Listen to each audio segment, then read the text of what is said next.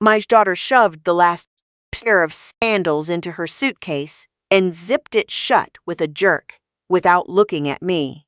I've spent 67 years carrying this life with the calloused hands of someone who has sewn other people's fabric to pay for her own roof. Same hands built everything she now claims as hers.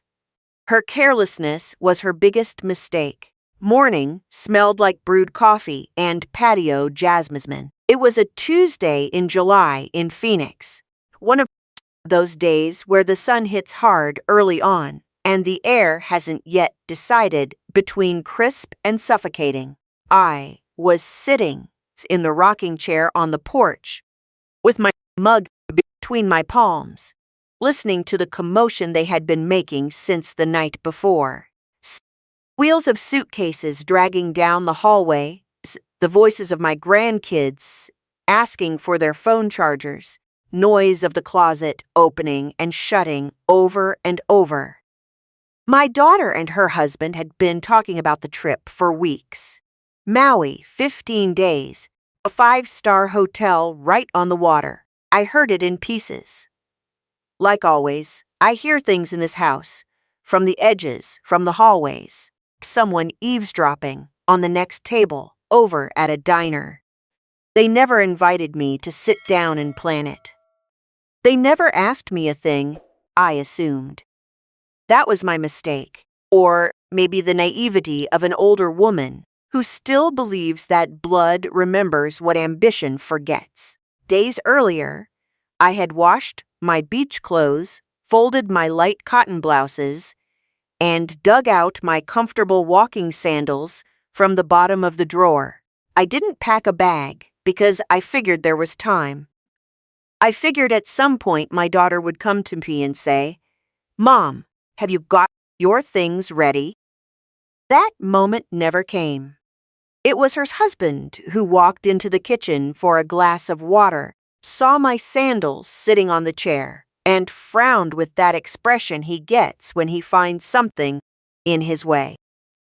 A man in his late 40s, an accountant by trade and a cheapskate by calling, who, since moving under my roof 4 years ago, hasn't brought home a single bag of groceries without someone begging him first. "Are those sandals going somewhere, Miss Constance?" he asked with a crooked smile, like the question was an inside joke only he was in on. I froze. Something in his tone made the coffee turn ice cold in my throat. My daughter appeared behind him. She had her hair pulled back and was wearing the gold earrings I bought her for her 30th birthday. When she saw my sandals on the chair, I caught the quick look she shot her husband. That specific look couples trade when there is something neither of them wants to say out loud. "Mom," she started, using that soft voice she reserves for asking me for a favor or denying me something. "This trip is just for the 4 of us. For me, him, and the kids. We need some family time. You know how these things go. You get so worn out in the heat. And besides, who is going to watch Buster? Buster is her dog, a massive, greedy golden retriever who sleeps on the armchair that used to belong to my husband and who barks every time I walk into the kitchen after 9 at night. I stood there looking at my daughter, a little girl born on a Sunday in December, at the county hospital, who learned to walk holding onto my index finger, who went off to college on the money I made sewing promises dresses and wedding gowns for 20 years straight. I looked at her and saw a woman who had learned to ignore all of that with a casualness that turned my stomach. I didn't yell. I didn't cry. I learned a long time ago that an old woman's tears only buy pity or annoyance, and I had absolutely no use for either. "I understand," I said. "Have a good trip." Her husband looked visibly relieved. He pulled out his brown leather wallet and dropped 2 folded bills onto the kitchen counter. "For anything that might come up, Miss Constance." And if you could give Buster his meds every morning with his food, the dosage is on the bottle. We'll be back in 15 days. I picked up the bills, $40. 15 days, $40 for a 67-year-old woman in a city where the price of a gallon of milk doesn't show mercy to anyone. I slipped the money into my apron pocket without a word. An hour later, the airport shuttle took my daughter, her husband, and my 2 grandkids with their backpacks stuffed with brand new headphones and sunscreen. The heavy wooden door clicked shut, engine faded down the street, and the house, which minutes before had been vibrating with chaos, settled into a silence so heavy I could almost hear the dust landing on the furniture. I stood still in the hallway. Buster stared at me from the armchair with his honey-colored eyes, clueless to it all. I reached into my apron pocket and pulled out the $40. I set the money on the table, stared at it for a good while, then walked to my bedroom. The smallest room in the house, the one facing the backyard. It used to be the sewing and ironing room, until my daughter decided they needed my master to turn into a home office for her husband, 'cause the accountant needs space to work remotely. And, "Mom, you're by yourself. You don't need all that room." I pulled a dark, old-fashioned wooden box with a brass latch from under the bed. I unlocked it with a small key I keep on a chain around my neck, tucked under my shirt. My papers were in there. The deed to the house, signed in the name of Constance Dolores Vance, widow, which is me, which has always been me, even though everyone in this house seemed to have forgotten. 3 bank books. And a letter I had found 3 weeks earlier, folded inside a blue folder my son-in-law had left on the dining table one night, which I had picked up by mistake, thinking it was the electric bill. It wasn't the electric bill. It was a brochure for an assisted living facility in Scottsdale. Room rates, a list of included amenities, admission requirements. Someone had taken a red pen and circled an option that read Basic Individual Room. And in the margin, in my son-in-law's cramped handwriting, it said, "Talk to Rebecca when we get back from Maui." Rebecca is my daughter. I read that paper 3 times the night I found it. Then I folded it, locked it in my wooden box, and kept my mouth shut. Some hits require time to calcify into decisions. I took the letter out again that Tuesday morning.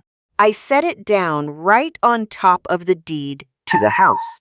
I looked at it in the light spilling through the backyard window. $40 and a nursing home in Scottsdale. That was what my family had mapped out for me. A strange, freezing clarity washed over me from head to toe. It wasn't sadness. Sadness paralyzes you, and I didn't have the time to be paralyzed. Was something cleaner, sharper. It was the exact same feeling I used to get when I was young, sitting down at the sewing machine at 5 in the morning, calculating the hours of brutal work standing between me and a finished dress. There was no room for sentimentality in that space, just thread, needle, fabric, and iron will. I locked everything back in the box, fixed my hair in the small bathroom mirror. I traded my apron for a button-down blouse, the one I wear when I have important business to handle. I slung my black leather purse over my shoulder, the one with the gold clasp that's getting a little loose but still looks elegant, and I walked out. On the patio, right before opening the front gate, I stopped by my work table. It's still there, out on the covered porch where I've sewn since I was a young woman. My pedal singer machine, my spools of thread arranged by color, and resting on top of it all, my Tailser shears. They are heavy German steel shears with black iron handles. I bought them with my first massive paycheck over 40 years ago. When I finished my first bridal gown and the lady paid me so well that I had enough for the shears and a week's worth of groceries, I picked them up. The cold, familiar metal anchored me to the floor, dropped them into my purse. I've never fully understood why, but whenever I need to think with absolute clarity, I carry them with me. Bus dropped me 2 blocks from the bank. I walked in with my papers secured in my bag. I asked to speak to the branch manager, not the girl at the teller window. The manager was a young guy with slicked back hair who greeted me with that rushed, patronizing politeness people reserve for old ladies when they assume they're about to ask how to log into their online banking. His expression shifted the second I laid the 3 bank books and the property deed on his desk. I told him exactly what I needed. First, comprehensive statement of all my investments. Second, the immediate revocation of the access privileges I had authorized 2 years ago for my son-in-law. He had told me it was just to help me to monitor my accounts from his computer. And I, trusting people who don't deserve it, had signed without reading the fine print. Third, I needed to transfer a specific amount to my checking account, an amount that made the manager clear his throat and look at me differently.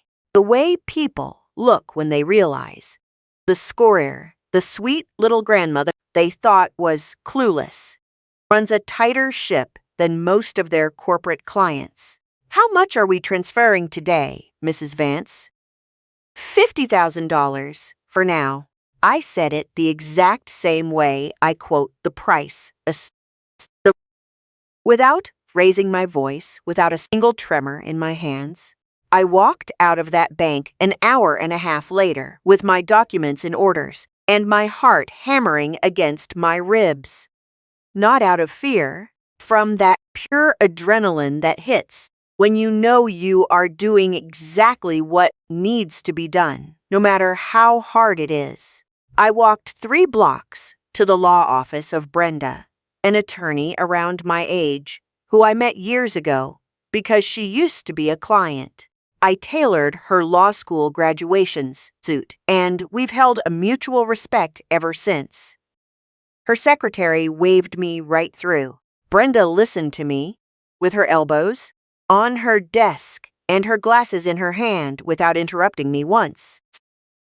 When I finished, she put her glasses on, me dead in the eye, and said, "They've been there 4 years. We can work with that, but we have to move fast and we have to do it right." She explained exactly what my gut had already told me. If I just kicked them out at the door, there would be screaming matches, police calls, threats. My son-in-law is an accountant. He knows the vocabulary of squatters' rights and possession. They had been living under my roof long enough that someone with bad intentions could try to drag it out in court. I needed to make the house an absolute fortress before they flew back.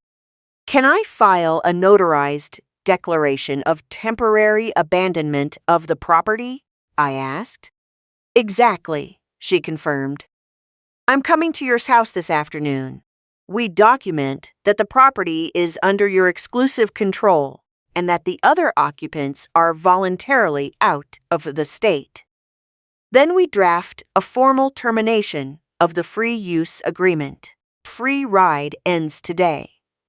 The document will be served the second they step foot in Phoenix, and if they try to force the door, comes criminal trespassing against the legal owner, which is you, and you'll have the notarized paperwork to prove it. There's one more thing," I added, pulling the brochure out of the blue folder and sliding it across her desk. "I need this on the official record." Brenda read the paper slowly. The line of her mouth went completely rigid. "This, Constance, she said, using my first name the way real friends do. We are putting this straight into the file. Not as criminal charges yet, but as establishing precedent. They ever try to challenge your mental fitness to manage your own estate, we will show a judge exactly who was planning what and for whose benefit. I walked out of the law office with the sun's high in the sky and my footsteps firmer than they had been in months. Afternoon. Brenda arrived at my house right on time with her paralegal. They drafted the affidavit, took photographs of every single room, and logged a complete inventory. What belonged to my daughter and her family was documented. What belonged to me, which was the entire house, was legally shielded. The next morning at 8 sharp, a moving truck pulled into the driveway. I had booked them with one phone call. 6 guys with heavy-duty cardboard boxes, bubble wrap, and Sharpies. I handed them the inventory sheet and gave them one very simple instruction.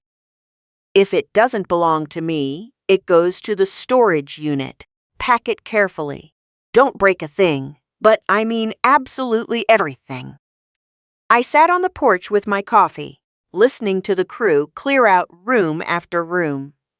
Buster's stayed right by my side, resting on my feet, completely unaware that his life was about to pivot just as hard. At noon, my cell phone rang.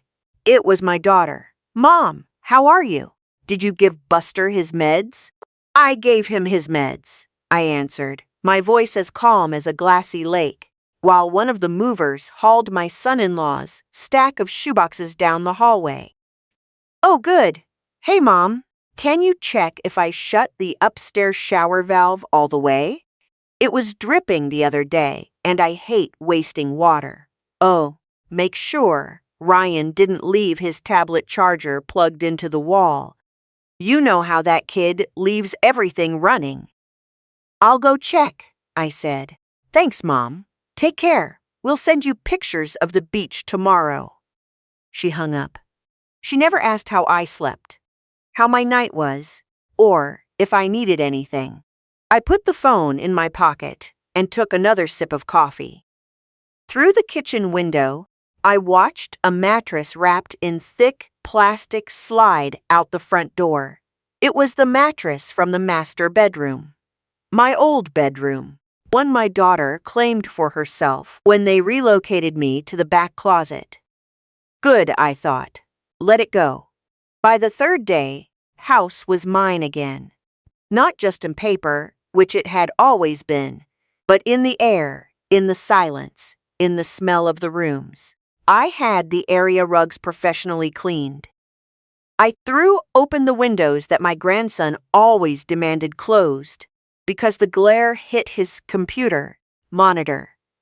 I hammered a nail into the living room wall and hung up the painting of the mountains my husband bought on a road trip, one my son-in-law had taken down because it clashed with the gray aesthetic he wanted. Tailor shears were resting on my sewing table on the porch, clean and razor sharp. I had spent an entire afternoon running them over my whetstone, way I do every so often. The steel took a while to catch an edge, but it got there. High-quality steel always responds when you give it the time it deserves. I called Henry, neighborhood locksmith, who has known me for 20 years, because I tailored his oldest son's wedding suit. He swapped out every deadbolt and doorknob across the house in a single afternoon. He installed a heavy-duty strike plate on the front door and a sliding security bolt on the kitchen entrance. "Do you want me to put locks on the windows, too, Miss Constance?" he asked, packing up his tool bag. "That won't be necessary," I told him. "What I need to protect is already protected." The days that followed were the most peaceful I had experienced in 4 years. I woke up whenever my eyes opened. I sewed out on the porch with the radio playing. I cooked whatever I felt like eating without anyone wrinkling their nose because the smell of the stew drifted into the home office. I slept in the master bedroom, in my own bed. Between the cotton sheets, my husband and I picked out together at the old swap meet, long before any of my grandchildren were even a thought. Buster stayed with me. I gave him his pills. I walked him down to the park, to his water bowl twice a day. It's not the dog's fault his owners are the way they are. Day 14 broke with heavy clouds. I was up and fully dressed by 7 in the morning. I took a slow shower. I put on a burgundy linen dress I made for myself last year, cut from fabric I found in the downtown garment district. I fixed my hair. I put on my coral earrings, the ones that belonged to my mother. I wasn't dressing up for anyone else. I was dressing up for myself, which is the only valid reason to put on nice clothes. I walked out to the front yard with my tailor shears in my hand. I have rose bushes by the front gate, 4 thick shrubs I planted. The year I became a widow, because I desperately needed something living to take care of. My son-in-law constantly complained that the roses attracted bugs and told me I should rip them out to put in modern concrete planters. I ignored him. Roses stayed. They had gotten a little wild over the last few months because I hadn't had the energy to prune them, but they were alive. Morning, I went to work on them. I snipped the dead wood with my shears, branch by branch, taking my time. Sound of heavy steel slicing through dead wood is one of the most satisfying sounds I know. Clean. Final. At 11:15, I heard a car engine idle out on the street. I looked through the roof branches without giving myself away. An Uber. My daughter got out first, hair a mess, holding a straw sun hat, wearing the exhausted face of a long flight. Behind her, her husband was dragged 2 massive suitcases, polo shirt wrinkled. The kids crawled out last, headphones glued to their ears, not once looking up from their glowing screens. I watched them march up the driveway. I watched the exact second my son-in-law dug into his pocket for his keys. He pulled them out, slid the brass into the deadbolt, and it stopped. The key didn't fit. He twisted it left, twisted it right. Nothing. He scowled. He tried pulling it out a fraction and turning it again. "What's wrong?" my daughter asked, stepping up to the door.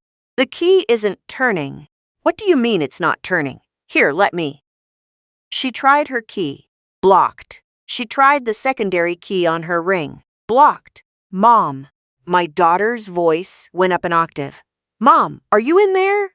Open the door." I walked up to the entrance, slowly, shears still gripped in my right hand. I unlocked the heavy iron security gate, but I left the mesh screen door shut and locked. I stood in the threshold, the wire mesh, separating us. My daughter looked at me with a cocktail of confusions and irritation that was rapidly souring into sheer panic. "Mom, what did you do to the locks? My key won't work." "I changed them," I explained, my voice perfectly level.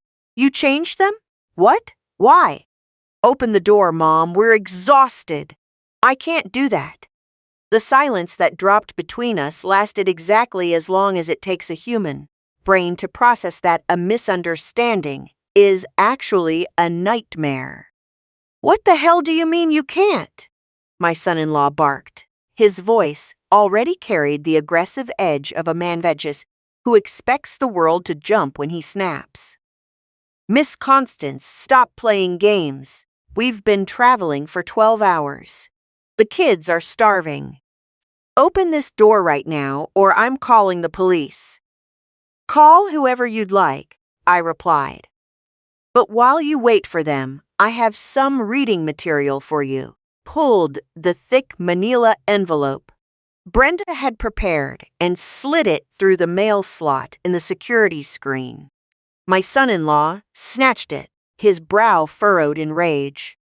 "What you're holding," I said, "is a notarized notice terminating your occupancy. Permission I granted you to live in my house was legally revoked 12 days ago. Inside, also find the address of a climate-controlled storage facility. All of your belongings are inside, packed very carefully. Paid the first month's rent. After that, it's your problem." My daughter opened her mouth, shut it, opened it again. "Mom, what the hell are you talking about? This is my house, too." "No," I answered. "This is my house. It always has been. You grew up here. That is not the same thing." My son-in-law had ripped the papers out of the envelope and was speed reading them, his eyes darting down the paragraphs. I watched the color drain from his face. I watched him recognize the notary's embossed seal, the legal signatures, the county filing numbers. He is an accountant. He knows a bulletproof legal document when he is staring down the barrel of one. "This is completely illegal," he said, looking up, his eyes burning with panic. "You cannot do this to us. We've established residency for 4 years. I have utility bills in my name. Cable is under my credit card.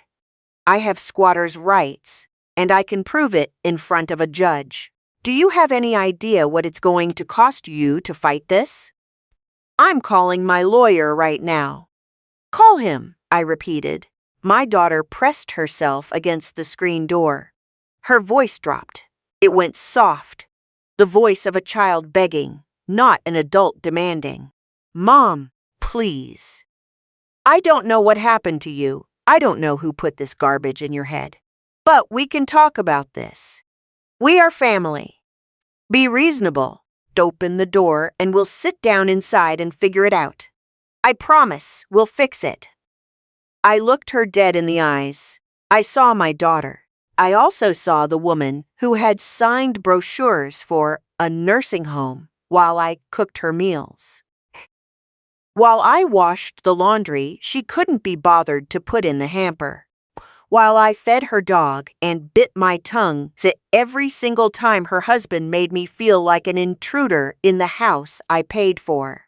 "We aren't going to talk inside," I said. "But I do have one question for you face to face." She held her breath. I reached into my pocket and pulled out the brochure from the blue folder, folded in quarters, pressed it flat against the wire mesh so she could read the bold print. "Do you recognize this?" It wasn't a question. Her face gave me the answer before her vocal cords could. The blood vanished from her cheeks. Her eyes blew wide open. "Mom, it's not what you think it is. The assisted living facility in Scottsdale. Basic individual room. Talk to Rebecca when we get back from Maui. Isn't what it looks like either." My son-in-law stepped up, opening his mouth to spin a lie. I cut him off. "I have spent 40 years sewing other people's clothes. I know exactly how to tell when a seam is stitched to hold, when it's just basted together to look pretty until you pull on it. You built your little plan, assuming I was just an old, distracted woman. Don't think either of those things, Mom." My daughter's voice cracked in a way that, in another lifetime, would have shattered my heart. "I love you. I wasn't throwing you away. We just wanted you to have round-the-clock care. We didn't want you to be lonely." "I am standing here entirely alone," I replied, "and I have never felt in better company in 4 years." My son-in-law tried to play his final card. He squared his shoulders to the door, using the controlled, booming voice of a man who mistakes volume for authority. "Our bank accounts you authorized in my name. Miss Constance, I have signed access. If you do not open this door, I am walking into the bank first thing tomorrow morning and exercising my legal rights to those funds. You have way more to lose here than I do. I nodded slowly. I revoked those privileges 12 days ago, I told him. The branch manager was incredibly helpful in expediting the paperwork. You want to go to the bank tomorrow? Go. But all you're going to find is your name completely scrubbed from every single asset I own. Silence. The silence that crashed down on the porch was different from the one before. It was the deafening silence of two people realizing the concrete floor they were standing on was actually thin air. My son-in-law didn't say another word. He bent down, picked up the manila envelope he had dropped on the concrete, and turned toward the street. My daughter followed him, her eyes brimming with tears, still utterly unable to process reality.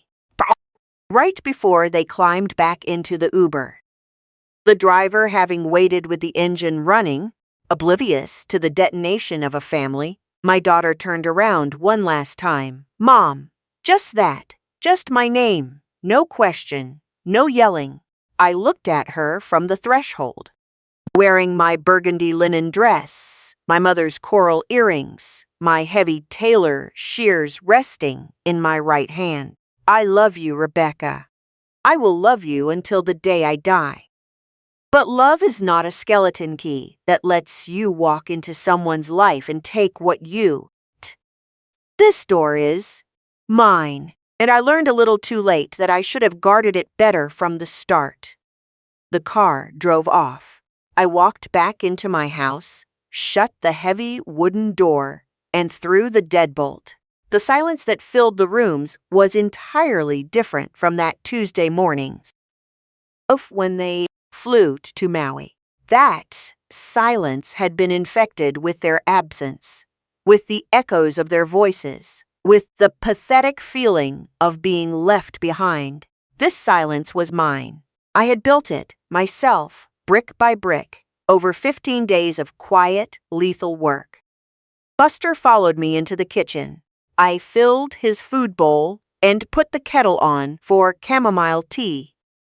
That night, I slept straight through to the morning.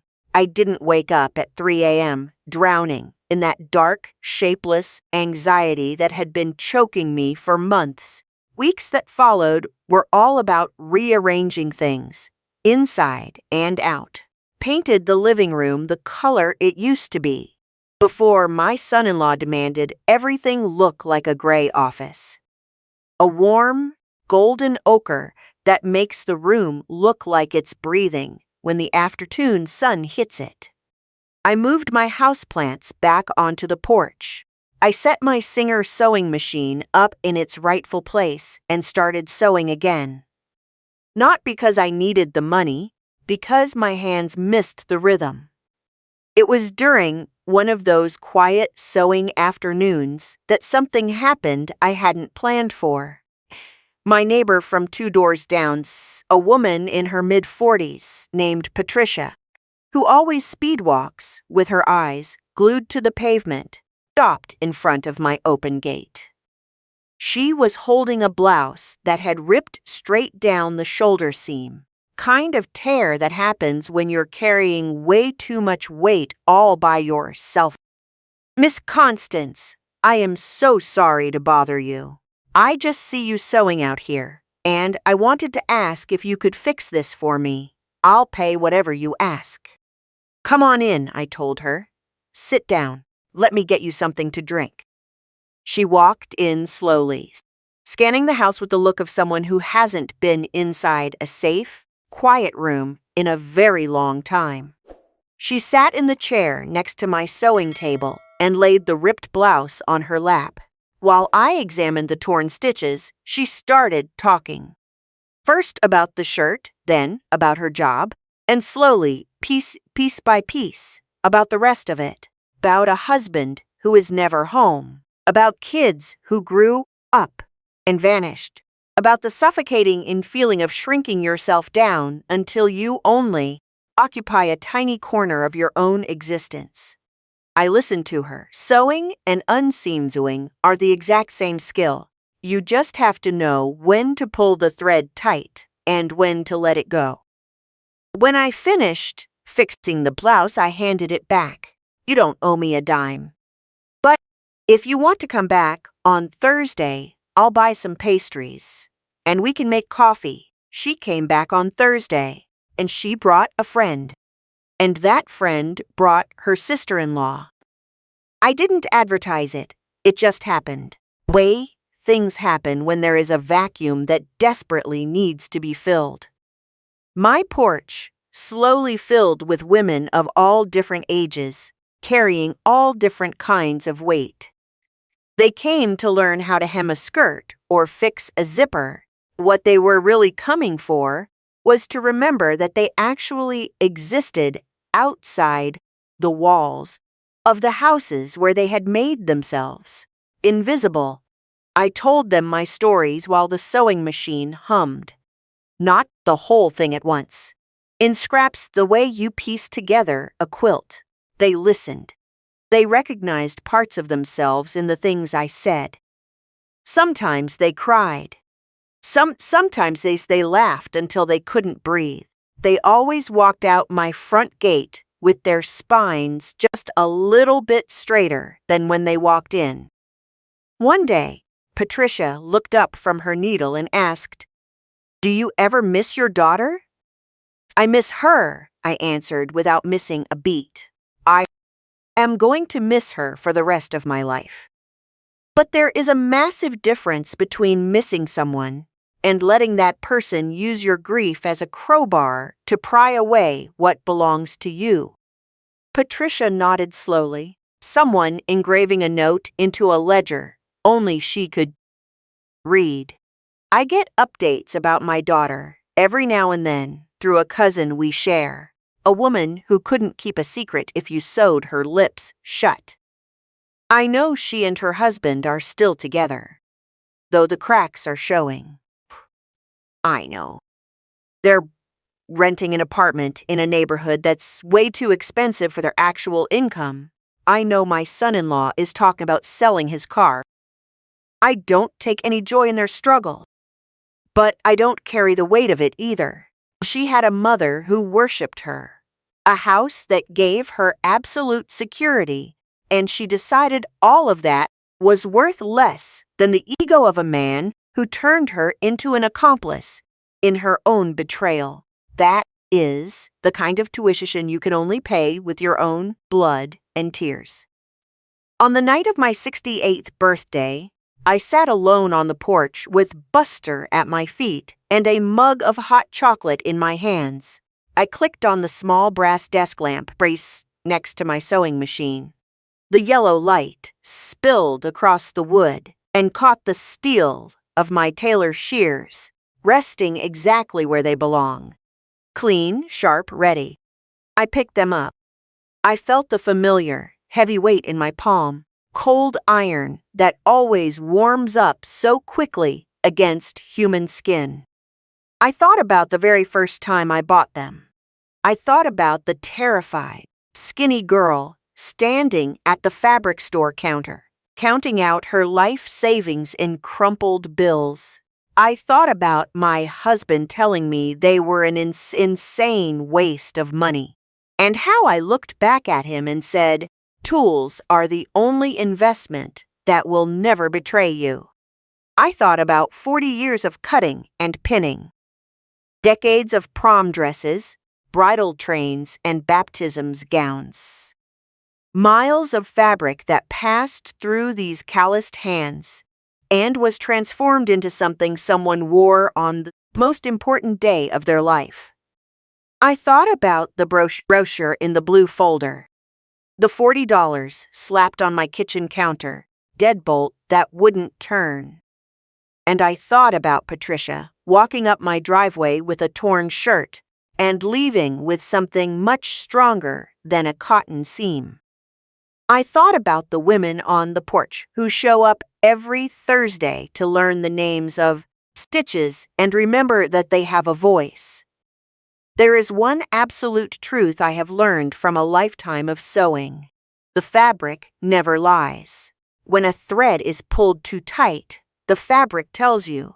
When a seam is buckling under the pressure, it warns you. You just have to be willing to look at it. And when something is so frayed, so deeply ruined that it cannot be salvaged, you do not sit there and cry over the shreds.